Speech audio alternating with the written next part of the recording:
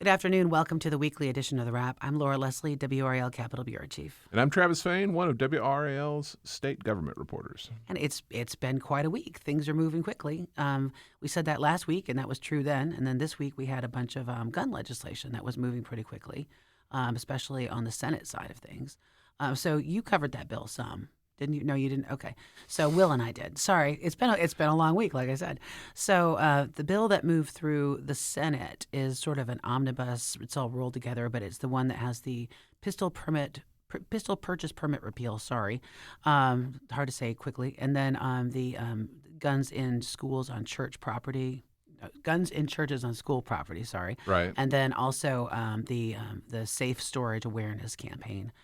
So that generated a lot of controversy this week because there's a problem with North Carolina's law, and you wrote about this back in 2017. I don't know that I understood it then, and I'm not sure I understand it now. Right. Gun laws are complicated when you start layering federal on Right. state, and there are very few people I feel like that understand them really, really well. Well, but this isn't an issue with gun laws. This is an issue with North Carolina's domestic violence laws, or more accurately, the lack thereof. We don't have a crime of domestic violence. So in North Carolina, if you assault your wife, you're charged with assault on a female. And there might be a little box. Which, by the way, is a misdemeanor. Which is a misdemeanor. And so you check your little box, but the box check doesn't make it into NICS. And there was a 2015 court decision, U.S. versus Vinson, because somebody challenged this. And the Fourth Circuit Court decided that North Carolina's assault on a female or assault on a minor, child under 12, does not rise to the level of domestic violence for the purposes of NICS, because it could happen in a context that wasn't domestic. So anyway, the TLDR of this is if you commit domestic violence in North Carolina, chances are very good that NICS will not flag that. Yeah, and so there was a Democratic amendment, correct me if I'm wrong here, to close what is seen by many as a loophole as these gun bills are moving, and it was in at one point the House's bill. It got pulled out. The gun rights groups are not in favor of it, and so it is kind of going away. And then this is all just kind of part of the stew on gun laws where the Senate is doing this omnibus bill. The House has done the three separate bills, or is doing the three separate bills that you've mentioned. And it's all going to get vetoed, and then we'll find out how many Democrats, if any, will side with Republicans on gun laws. Well, I spoke with Eddie Caldwell at the Sheriff's Association yesterday about this. And so he said that the sheriffs had backed the repeal, but they also wanted the addition of a misdemeanor crime of domestic violence to state law as a way to close that gap, right, to close that loophole. And so that's what Representative Faircloth had suggested in the House, was it Rules Committee? It was one of the committees, and it was Faircloth. Yeah, it was. It might have been Judiciary, J2. But anyway, so he amended it in, and then the gun lobby spoke against it. Right. So it's, as you said, it's not clear what's going to happen to that. But it's worth noting that it wasn't just the Democrats who wanted that. It was also the Sheriff's Association who wanted that change. So interesting developments. And the Senate passed its version yesterday. It was on party lines, goes to the House. It's hard to say what's going to advance. Yeah, I think the speaker said that they're going to have conversations about which version of the bill moves when, and when the House, because the House still has to finalize its pistol permit bill, the repeal of the pistol permit system. So these are clearly priorities that are going to move. I think it's a matter of when and which version. Right. Also this week, we should note, we got a big old surplus. And again. And it was interesting to me because Senator Berger had a couple weeks ago, I think, had voiced concern that the numbers might not be that good because they were worried about people experiencing capital gains losses because of what's been happening in the stock market. But it appears there weren't that many losses where they simply didn't offset the gains in terms of employment and wages. Yeah, the surplus above for the state budget expected above what we thought we would bring in tax revenue is $3 billion plus. We already have $6 billion plus in the bank, so to speak. It's not necessarily in the rainy day fund. There are all these different funds, but so $9 billion. Now a lot of that we will continue to save. A lot of that will get soaked up very quickly, I would think, on state employee raises, teacher raises. And probably tax cuts, some sort of tax relief. Republicans in both the House and Senate have said that is going to be a priority. Right. And are we talking about the corporate tax, income tax? Are we talking about franchise? What are I we? think that remains to be seen. Y'all may remember, I think we mentioned last week that the North Carolina Chamber, which of course represents business interests in the state, is happy at 2.5% corporate tax right now. And the plan already in law is by 2030 To phase it out. to phase it out down to zero. Now, I don't know that you're going to see a Republican legislature stop that train, but the chamber says, no, we're fine at 2.5. We think that's competitive. That's good. There are some who would prefer the franchise tax, which is basically a tax on the net worth of a business, whereas the corporate tax is a tax on corporate income. What you make, right. Right. Some people feel like the franchise tax is the more onerous one on businesses. And I Yeah, know because you owe it even if you didn't make any money. exactly. And I know the Senate Republicans, that's been a priority for them for years. So, I mean, I'm guessing that you see something there. I'm also guessing you see something on the personal income tax side or some way to get money back into people's pockets. But I yeah, think they're going to have to be careful with that, though, because there are some serious needs in terms of agency vacancies. I absolutely. mean, we keep hearing that that the agencies do not have enough people working at them to function at this point, and a lot of that is because we've seen these steep increases in wages in the private market. And the state has, the state's known for, a big pay raise for the state would be 3%, 4%, So it's nowhere near keeping up. It's leaving them in the dust. So they're going to have to do something. And I know in the past they've talked about targeted increases for particular positions that they're having a hard time filling. But I think this time that's going to be difficult given that it's all over the board. Yeah, and both the Speaker of the House and Phil Burr, the leader in the Senate, have said this is a priority. The Speaker this week, he wouldn't give a number on what raises would look like, but, quote, as much as we can reasonably afford when it comes to salaries, quote, we want to be able to do a lot. We'll see what the numbers actually look like when the budget comes together. But they have made it clear that this has got to be a priority this year. Right. And then I wanted to talk again about those tax cuts. Now, you said that Moore talked about a trigger. Yeah, and by that we mean if the state hits certain economic targets, certain revenue targets, then a tax cut goes into effect. So you pass it into law, but it says this tax cut only happens if X, Y, Z. And then Berger, I believe you were there when he You said said, don't hit trigger. "No, we don't need that." And was very curt about that. Nah, just dismissed it. Didn't think it was necessary. So, but I mean, that's a small thing for the two sides to negotiate over. It is, but it's also worth noting, as you pointed out about the corporate tax and other taxes, that we are already scheduled for tax cuts to be taking effect for Right. each of the next 5-6 years. So any tax cut they're going to do is going to be on top of that. It's going to have to be carefully figured out. And no one should doubt that this state legislature, particularly the Senate, will be conservative. We will put money into the rainy day fund. That has been a priority for this legislature, and again, particularly the At Senate. what point is there enough, though? I don't know. I'm just curious. I don't know what that would look like. It certainly seems like signs of a recession just aren't really there anymore, although things could always, inflation continues to, I don't know. But they spent a lot of time on this, obviously, so we shall see. We shall see. In the meantime, another thing that moved this week is something we've been waiting for, and that is the opening move in this year's chess game of Medicaid. Yeah, and I think it says a lot about where we really are in Medicaid expansion that this is like the fourth topic. Because, I mean, for 12, 14 years, whatever, we've been talking about Medicaid expansion in the state. It might actually happen, and, we'll see. The House passed its clean kind of Medicaid expansion bill that's got a bunch of other money for hospitals in it as well, 96-23. Slam dunk, yeah. Yeah, that's a big number. That's a lot of Republicans voting for it.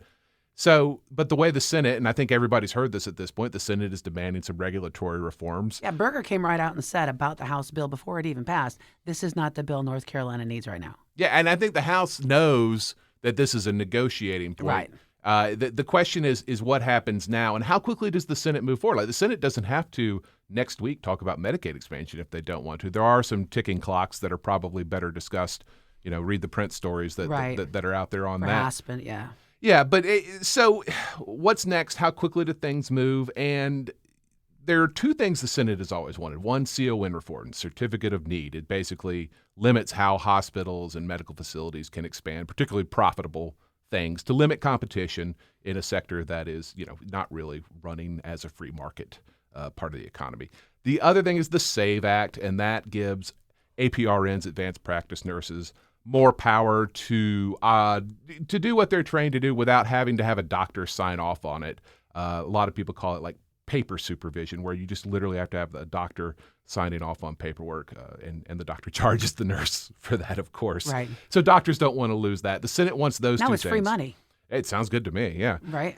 The Senate wants those two things with Medicaid expansion. The House doesn't, the Hospital Association doesn't, and the doctors don't.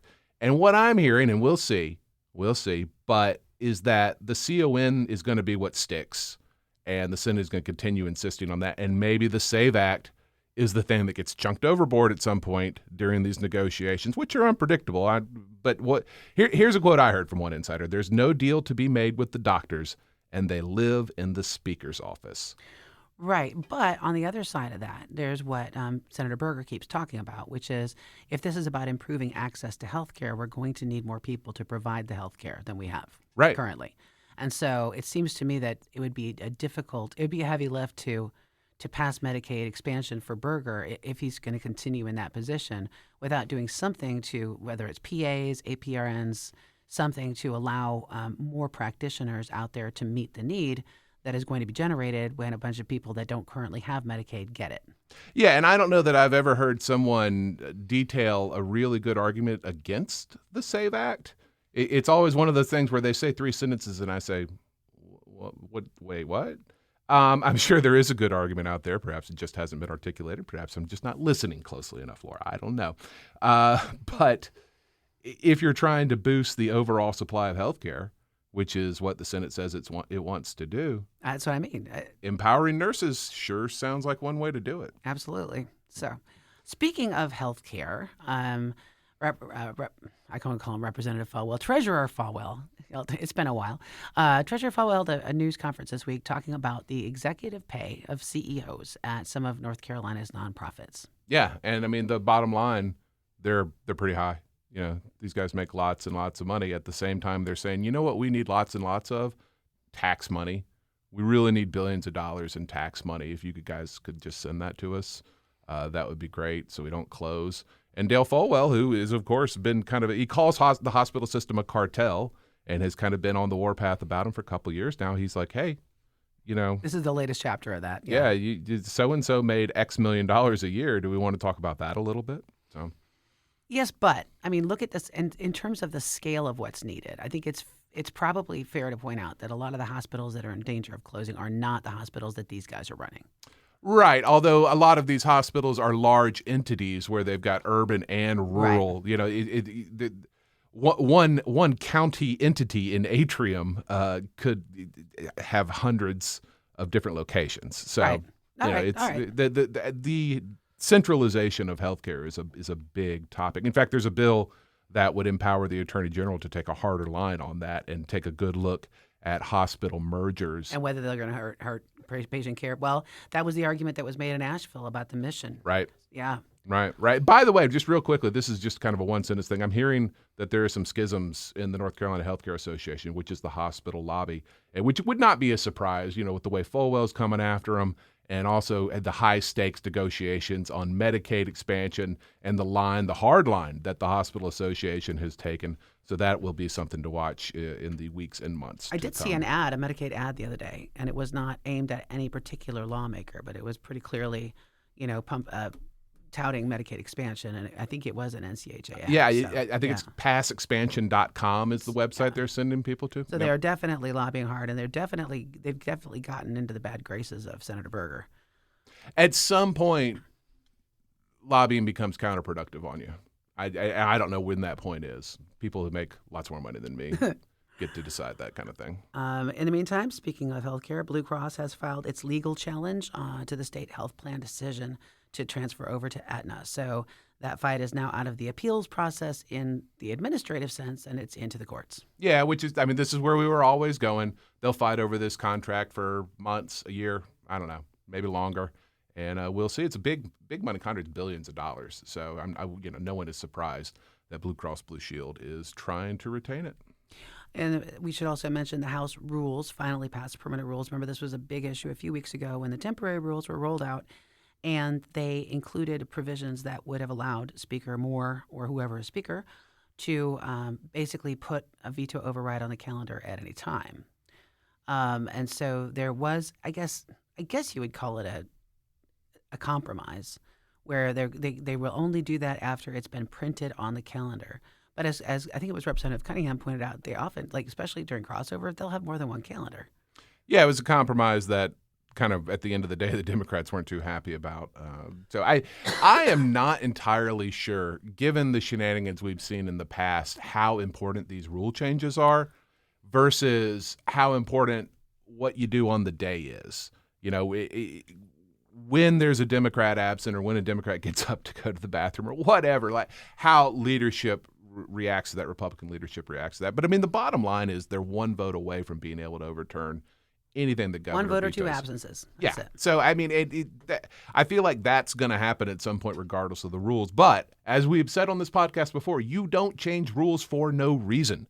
You are doing it for something, and if I am not able to fully suss out what that is, that's on. We'll see. We'll Yeah. see what it is sooner or later. Down the road. Exactly. Yeah. Exactly. 5 Democrats, by the way, voted for those rules. So these are names to remember: Cecil Brockman, Tricia Cotham, Garland Pierce, Shelley Willingham, and Michael Ray. So those are kind of the usual suspects on Democrats that might vote with Republicans on this, that, or the other veto, although Brockman's name is new. I think That's a new one, yeah. I think all the 4 others, Cotham, Pierce, Willingham, and Ray, were all co-chairs of committees. So we knew that they had been in the good graces to some extent with the Republican leadership. And I was talking with a Democrat that I won't name in the House, but basically, apparently there is some heartburn within the caucus because some people have already planned out family vacations. Yeah. They were not expecting, not anticipating this. They want to go do things, with their kids over the summer, and they're being told, you need to be here. And we don't have to do it this way. Like, we can have a legislative schedule. Virginia did crossover last week, which means they're more than halfway through their legislative session. We can set a date certain. We just choose not to.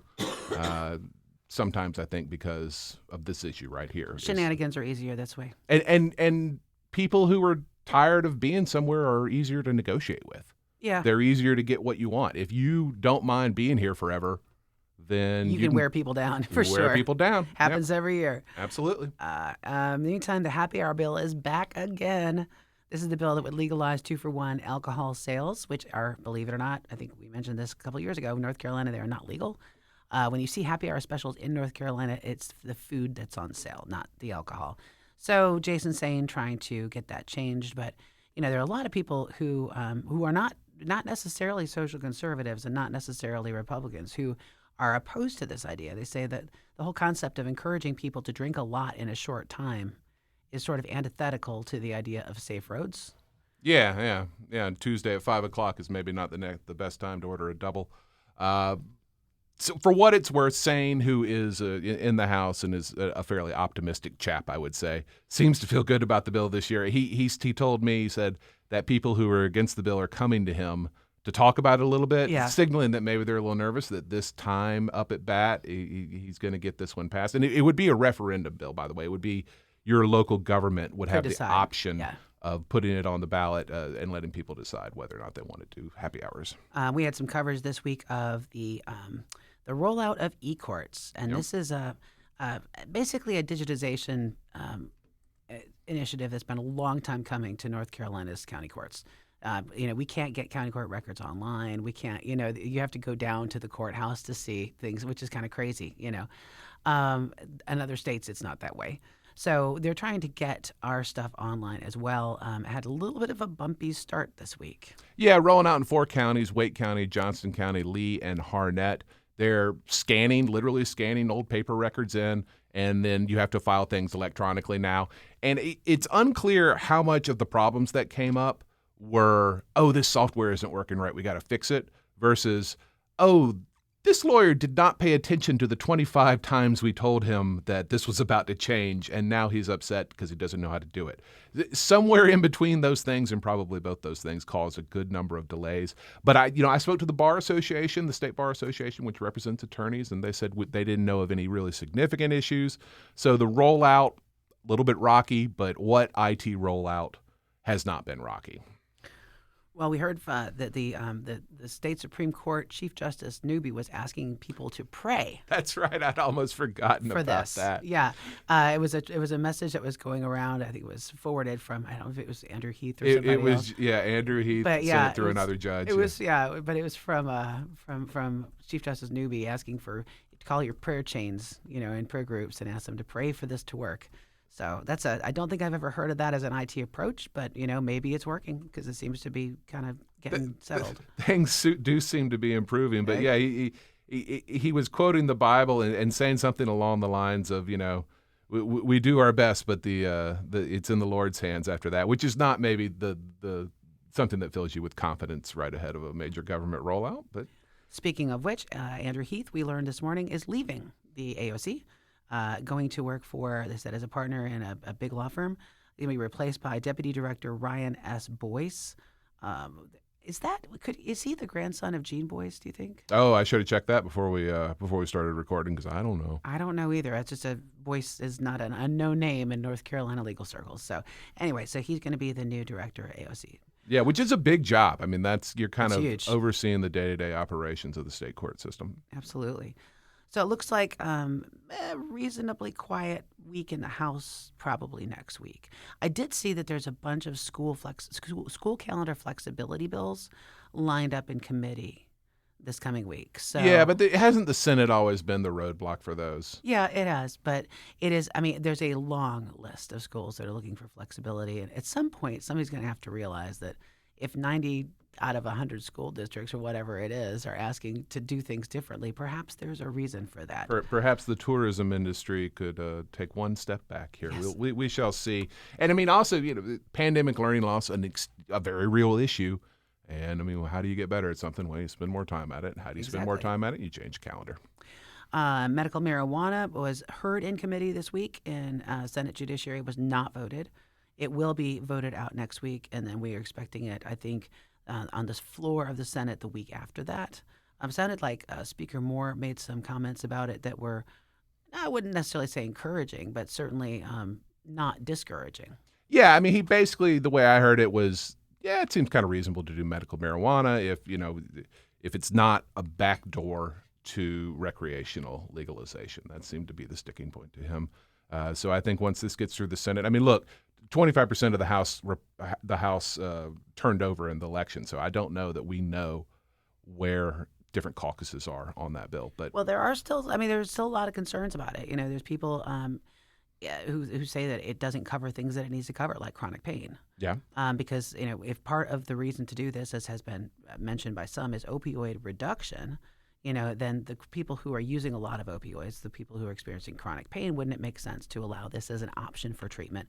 That, in the moment, is not in the bill. it does create a board, though, that can add Right. things. So, I mean, the legislature is putting a dozen or whatever things into the law that it says you can prescribe it for X, Y, Z.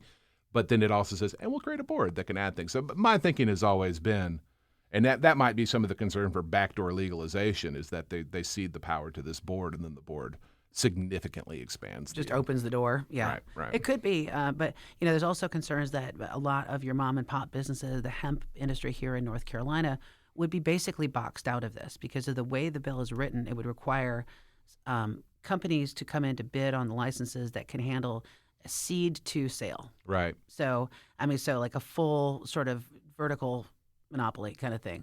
And your average grower here, your average hemp retailer, they're not going to be able to do that. Yeah, I mean, an in-state entity by law has been forbidden from having this experience, and now you're going to require the experience. So big cannabis, the concern is that a few companies are going to control this. I'm still trying to get my head around the idea that there is such a thing as big cannabis. Look, if you can make money on it, there's a big version of it. I This is guess America. so. That's how we do it.